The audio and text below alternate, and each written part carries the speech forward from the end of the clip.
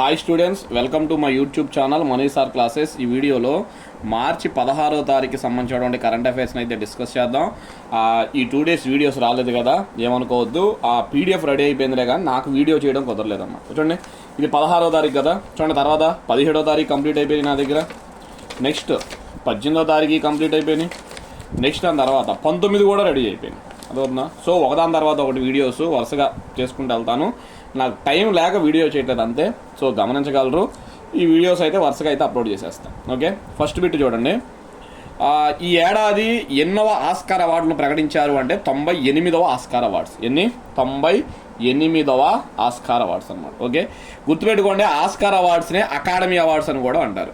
98వ academy అవార్డుల వేడుక మార్చి 15, 2026న అమెరికాలోని లాస్ ఏంజల్స్లోని హాలీవుడ్లోని డాల్బీ థియేటర్లో జరిగాయి. గుర్తుపెట్టుకోండి, డాల్బీ థియేటర్ అంట. అమెరికాలోని లాస్ ఏంజల్స్లోని హాలీవుడ్లోని డాల్బీ థియేటర్లో ఈ వేడుక జరిగాయి. ఈ వేడుకను ప్రముఖ హాస్య నటుడు కోనన్ ఓబ్రియాన్ హోస్ట్ చేశాడు. ఇది కూడా అడుగుతాడు. అదవుతుందా? ప్రముఖ ఆస్కార్ అవార్డుల వేడుకను ఎవరు హోస్ట్ చేశారు? Conan O'Brien. ఈయన ఎవరు? హాస్య నటుడు. అత్యధిక అవార్డులు సాధించిన సినిమా ఏది అంటే వన్ బ్యాటిల్ ఆఫ్టర్ ఎనదర్ అంటారు. వన్ బ్యాటిల్ ఆఫ్టర్ ఎనదర్ అంటారు. మొత్తం 6 అవార్డ్స్ వచ్చినాయి అన్నమాట. ఓకే, అత్యధిక నామినేషన్లు పొందిన సినిమా ఏది అంటే సిన్నర్స్ అంటారు. సినిమా పేరు సిన్నర్స్. 16 విభాగాల్లో ఇది నామినేట్ అయింది. అదవుతుందా? కాకపోతే ఎక్కువ అవార్డులు దేనికి వచ్చింది? One battle after another. Nominate అయినంత మాత్రాన అవార్డ్స్ రావాలని ఏముండదు. ఎక్కువ నామినేషన్లు పొందింది అయితే ఇది, ఎక్కువ అవార్డులు పొందింది అయితే ఇది అన్నమాట. ఓకే, దానిలో కొన్ని చూడండి.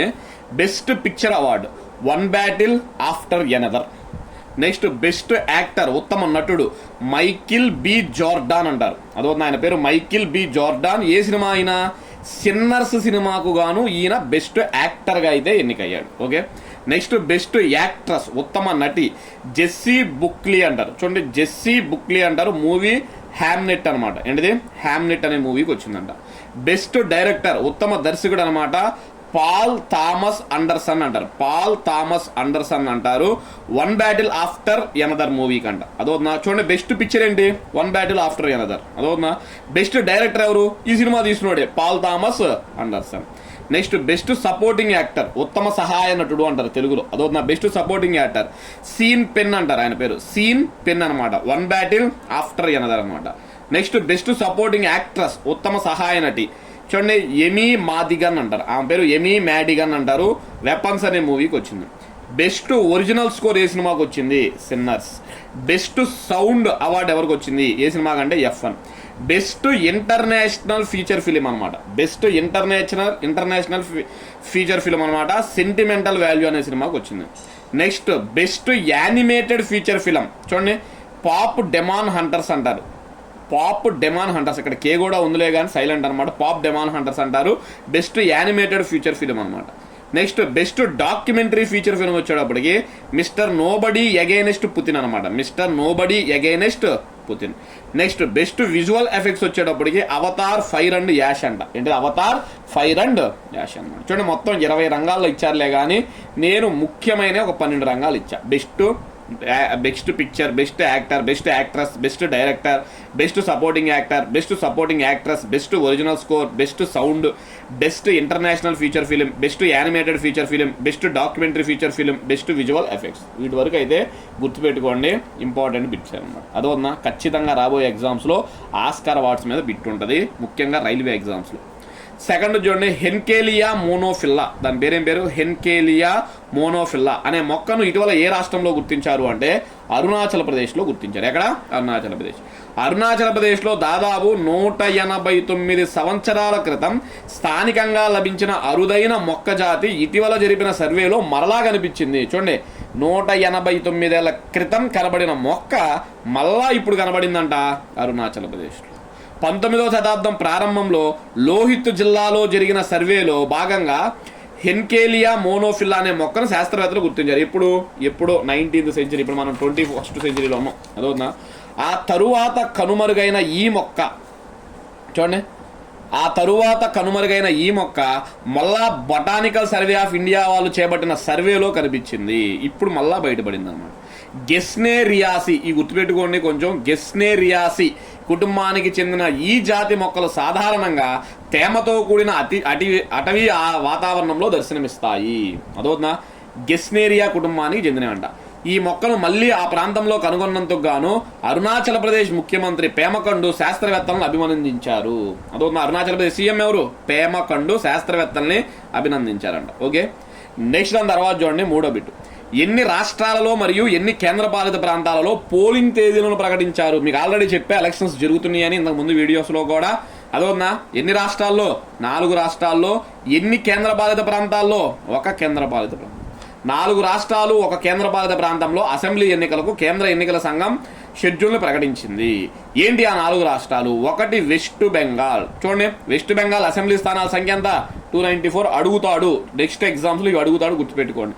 తమిళనాడులో ఎంత? 234. కేరళలో ఎంత? 140. అస్సోంలో అసెంబ్లీ స్థానాల సంఖ్య ఎంత? 1.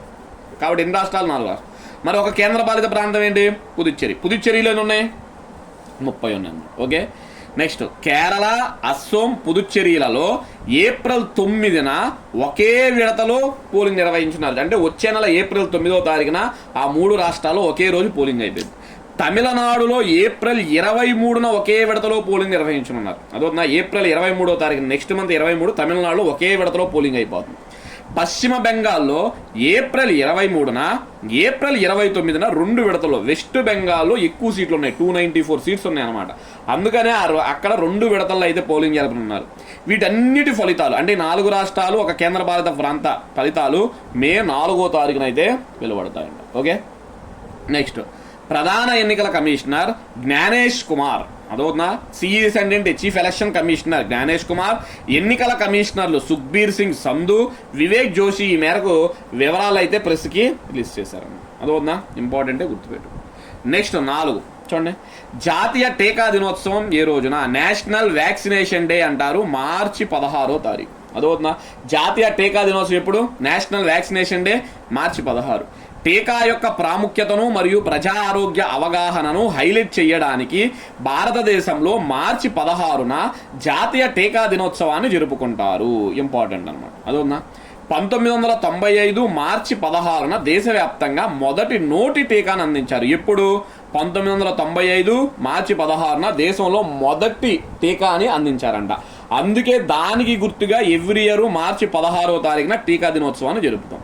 మరి ఈ ఏడాది టీకా దినోత్సవం వ్యాక్సినేషన్ డే యొక్క థీమ్ ఏంటి అంటే immunisation for all humanly possible అనమాట. అదొన్నా immunisation for all humanly possible అనేది ఈ ఏడాది యొక్క థీమ్గా మనం అయితే చెప్పుకోవచ్చు అన్నమాట. ఓకే, నెక్స్ట్ దాని తర్వాత చూడండి 5 చైనీస్ గ్రాండ్ ప్రీ ఫార్ములా 1 రేసులో విజేతగా ఎవరు నిలిచారు? చైనీస్ గ్రాండ్ ప్రీ ఫార్ములా 1 రేసులో విజేతగా ఎవరు నిలిచారు అంటే ఆంటోనెలి అంటారు. ఏం పేరు? ఆంటోనెలి అన్నారు. ఇటలీ దేశానికి చెందిన ఆంటోనెలి చైనీస్ గ్రాండ్ ప్రీ ఫార్ములా 1 రేసులో విజేతగా నిలిచాడు. 19 ఏళ్ళ, చూడండి ఆయనకి 19 ఏళ్ళు అంట. 19 ఏళ్ళ ఆంటోనెలికి కెరీర్లో ఇదే తొలి గ్రాండ్ ప్రీ టైటిల్. ఏ దేశం కూడా గుర్తుపెట్టుకోండి, ఇటలీ అనమాట. ఫార్ములా 1 చరిత్రలో గ్రాండ్ ప్రీ టైటిల్ సాధించిన 2వ అతిపిన్న వయస్కుడుగా ఇతను ఘనత సాధించాడు. 2వ అతి తక్కువ వయసు వాడంట. అసలు అందరికన్నా అతి తక్కువ వయసు ఎవరు? ఈ జాబితాలో మ్యాక్స్ వెర్స్టాపెన్ 18 ఏళ్ళు ముందంజలో ఉన్నాడన్నమాట. అదవుతుందా? అంటే ఒక గ్రాండ్ ప్రీని గెలుచుకున్న అతి చిన్న 2వ వయస్కుడుగా ఇటలీ దేశానికి చెందిన రేసర్ ఆంటోనెలి అయితే నిలిచాడు. Okay, important. నెక్స్ట్ దాని తర్వాత చూడండి 6వ బిట్ అనమాట. ఎన్హెచ్ఏఐ ఫాస్టాగ్ వార్షిక పాస్ను ఎంతగా పెంచింది? చూడండి, పెంచారనమాట వార్షిక పాస్ని. ఈ ఎన్హెచ్ఐ వాళ్ళు వార్షిక పాస్ని ఎంతగా పెంచారు అంటే 3075 రూపాయలకి పెంచారు. ఓకే, అసలు ఎన్హెచ్ఏఐ అంటే ఏంటి? National highway authority of India వారు ఫాస్టాగ్ వార్షిక పాస్ రుసుములో సవరణను ప్రకటించారు. ఈ రుసుము పెంపు ఏప్రిల్ 1, 2026 నుండి అమల్లోకి వస్తుంది. వాహన యజమానులు ఇప్పుడు ఫాస్టాగ్ వార్షిక పాసు కోసం 3075 రూపాయలు చెల్లించాలి. గతంలో దీని ధర 3000గా ఉండేది. ఈ హైవేలు దాటి వెళ్ళేటప్పుడు మనకి టోల్ గేట్స్ ఉంటాయి కదా, అక్కడ ఈ కారు వాళ్ళు వీళ్ళందరూ కూడా ఏం చేస్తారు? ఈ ఫాస్ట్ ట్యాక్స్ ద్వారా డబ్బులు కడతా ఉంటారు, టోల్ గేట్ కడతా ఉంటారు. అది మొన్నటి వరకు వార్షిక పాస్ 3000 అంట, ఇప్పుడు 3075 రూపాయలు అయిందంట. భారతదేశంలో ఫస్ట్ ఫాస్టాగ్ వార్షిక పాస్ పథకమును 2025 స్వాతంత్ర దినోత్సవం నాడు ప్రారంభమైంది. భారతదేశంలో ఈ ఫాస్టాగ్ వార్షిక పాస్ని ఎప్పుడు స్టార్ట్ చేశారు? లాస్ట్ ఇయర్ మనకి ఇండిపెండెన్స్ డే రోజు అయితే స్టార్ట్ చేశారు. ఓకే, నెక్స్ట్ దాని తర్వాత చూడండి 7వ బిట్ అనమాట. ఓకే, ఒక ఆర్థిక సంవత్సరంలో అత్యధిక ఇనుప ఖనిజాన్ని ఉత్పత్తి చేసిన మొదటి భారతీయ సంస్థ ఏది? ఇంపార్టెంట్. ఒకే ఆర్థిక సంవత్సరంలో అత్యధిక ఇనుప ఖనిజాన్ని ఉత్పత్తి చేసిన మొదటి భారతీయ సంస్థగా ఏది నిలిచింది అంటే ఎన్ఎండిసి అంటారు. ఏంటిది? ఎన్ఎండిసి. ఎన్ఎండిసి అంటే ఏంటి? నేషనల్ మినరల్ డెవలప్మెంట్ కార్పొరేషన్ అంటారు. 1958లో ఏర్పడింది. హైదరాబాద్లో దీని హెడ్ క్వార్టర్స్ ఉంది. ప్రధాన కార్యాలయం హైదరాబాద్లో ఉంది. ఒకే ఆర్థిక సంవత్సరంలో 50 మిలియన్ టన్నుల, ఎన్ని మిలియన్ అంట? 50 మిలియన్. మళ్ళీ ఇక్కడ 1 మిలియన్ అంటే ఎంత? 10 లక్షలు. గుర్తుపెట్టుకోండి. 1 మిలియన్ అంటే ఎంత? 10 లక్షలు. 10 మిలియన్స్ అంటే 1 కోటి. 50 మిలియన్స్ అంటే 5 కోట్లు టన్నుల ఇనుప ఖనిజాన్ని ఉత్పత్తి చేసిన మొదటి భారతీయ గనుల కంపెనీగా ఎన్ఎండిసి చరిత్ర సృష్టించింది. చూడండి, ఇంతవరకు ఏ సంస్థ 50 మిలియన్ టన్నులు ఉత్పత్తి చేయాల భారతదేశంలో? ఫస్ట్ టైం ఎన్ఎండిసి చేసింది. 2025-26 ఆర్థిక సంవత్సరం ముగియడానికి కొద్ది రోజుల ముందే ఈ మైలురాయిను చేరుకుంది. రేపు మార్చి 31 ఈ ఫైనాన్షియల్ ఇయర్ ఏమైపోతుంది? ఇది కంప్లీట్ అయిపోతుంది. దీనికన్నా ముందే 50 టన్నులను అయితే చేసిందన్నమాట. ఎన్ఎండిసి 2.0 చొరవ, ఇది ఒక పథకం అన్నమాట. ఎన్ఎండిసి 2.0 చొరవ అమలు తీరుతో ఇది అసాధ్యమైంది అని ఆ సంస్థ సిఎండి అమితాబ్ ముఖర్జీ తెలిపారు. చూడండి, ఎన్ఎండిసి 2.0 చొరవ దాని అమలు వల్ల ఇది సాధ్యమైందని చెప్పి దాని సిఎండి అంటే ఏంటి? మళ్ళా chairman and managing director Amitabh Mukherjee తెలిపారు. చివరిసారిగా 2015లో 30 మిలియన్ టన్నుల గరిష్ట ఉత్పత్తిని ఎన్ఎండిసి నమోదు చేసింది. చూడండి, లాస్ట్ టైం 2015లో 30 మిలియన్ టన్నులు అంట, అది హైయెస్ట్ ఇప్పటి వరకు. ఇప్పుడు దీన్ని క్రాస్ చేస్తూ 2025-26లో 30 మిలియన్స్ అయితే ఉత్పత్తి చేస్తున్నాం. ఓకే, నెక్స్ట్ దాని తర్వాత 8. ఏ రాష్ట్రం మొదటి సౌండింగ్ రాకెట్ను విజయవంతంగా ప్రయోగించింది? చూడండి, సౌండింగ్ రాకెట్ను విజయవంతంగా ప్రయోగించింది అంటే గుజరాత్ రాష్ట్రం అంటే ఏంటిది? గుజరాత్ రాష్ట్రం తన మొదటి సౌండింగ్ రాకెట్ను మార్చి 15, 2026 ప్రయోగించింది. గుజరాత్లోని ధొలేరా సమీపంలోని, గుర్తుపెట్టుకోండి, గుజరాత్లోని ధొలేరా సమీపంలోని బావ్లియారి అనే గ్రామంలో దీన్ని పరిరక్షించారు. ఎక్కడ?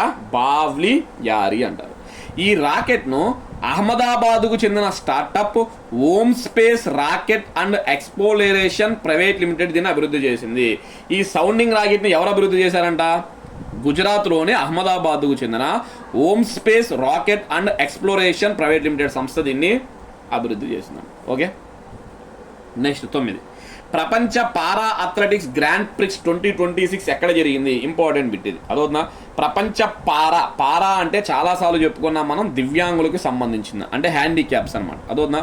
ప్రపంచ పారా అథ్లెటిక్స్ గ్రాండ్ ప్రిక్స్ 2026 ఎక్కడ జరిగింది అంటే న్యూఢిల్లీలో జరిగింది. ఎక్కడ?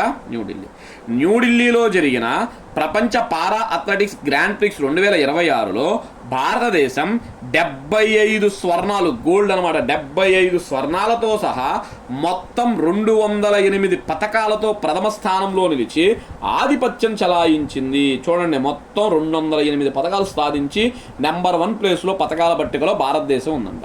భారతదేశం సాధించిన మొత్తం పథకాల సంఖ్య ఎంతంటే పైన చెప్పాం 208. చూడండి, దీన్ని డివైడ్ చేసుకున్నాం అనుకోండి, 75 + 69 + 64. ఎప్పుడైనా ఫస్ట్ రాసేది ఏంటిది? మనం గోల్డ్ రాసుకోవాలి. అదో ఆల్రెడీ పైన చెప్పాను, గోల్డ్ 75. నెక్స్ట్ ఎప్పుడైనా రన్నర్కి ఏమిస్తారు? సిల్వర్ అనమాట. అదే 3వ ప్లేస్లో ఉంటే బ్రాంజ్ ఇస్తారు. అదవుతుందా?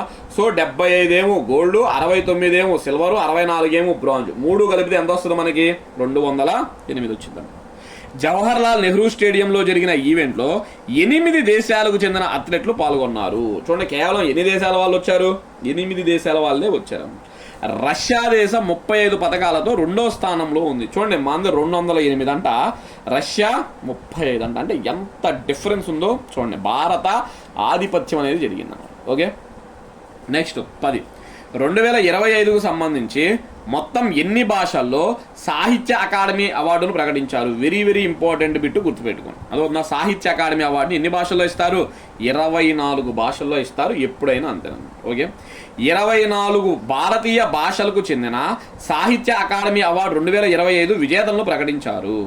2026 మార్చి 31 నుండి, గుర్తుపెట్టుకోండి, 2026 మార్చి 31న న్యూఢిల్లీలో జరిగే కార్యక్రమంలో ప్రతి విజేతకు ₹1,00,000 ఒక శాలవా మరియు ఒక రాగి ఫలకాన్ని అందజేస్తారు. 24 భాషలు. 1954 నుంచి ఈ పురస్కారాలను ఇవ్వడం జరుగుతుంది.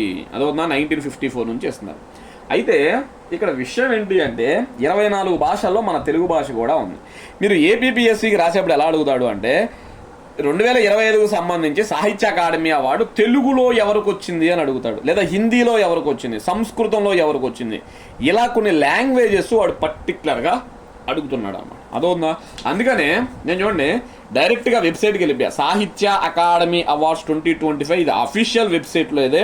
నేనేం చేశాను అంటే కాపీ చేశాను అనమాట. అదవుతుందా? అక్కడ పీడిఎఫ్ ఉంది, మీరే వెళ్ళి డౌన్లోడ్ చేసుకోవచ్చు, నో ప్రాబ్లం. అదవుతుందా?